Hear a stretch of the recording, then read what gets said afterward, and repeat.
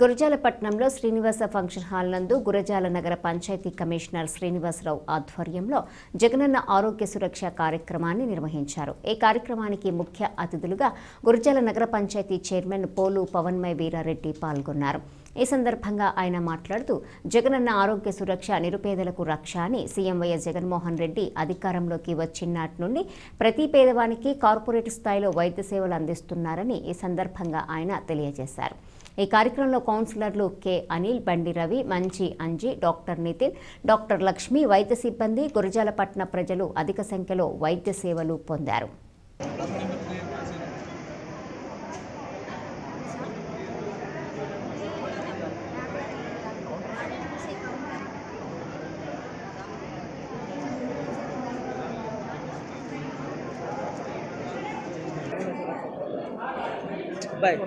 back